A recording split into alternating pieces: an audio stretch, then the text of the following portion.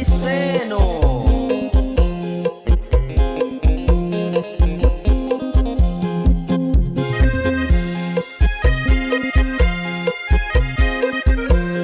สาวเซโนอยู่ใส่สาวเซโน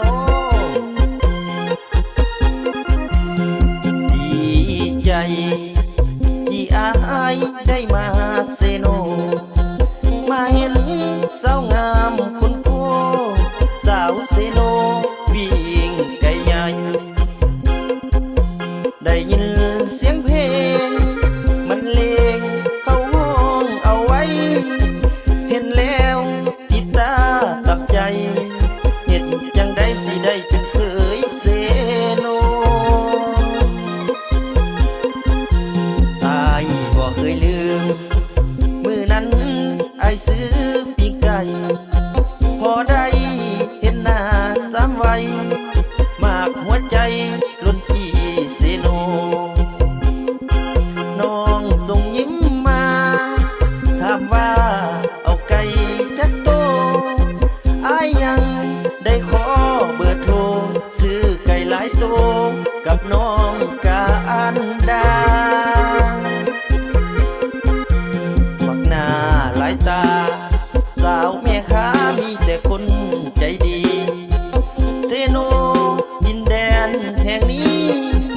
งามดีแห่งพัฒนาเมื่อใดมาเห็น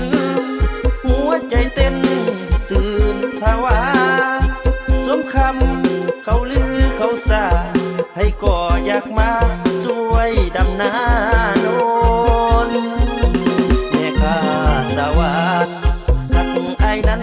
ได้บ่สามไว้อยากมาช่วยขายปิ้งไก่หับไอ้ไว้ได้บ่จักคน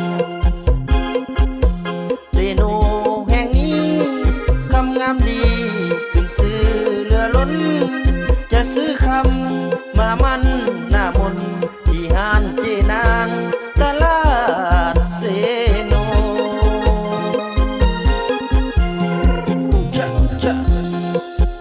เอาFC ทางสวรรค์เนาะขอมาสาวเซโนให้แน่จัดให้แล้วเด้อ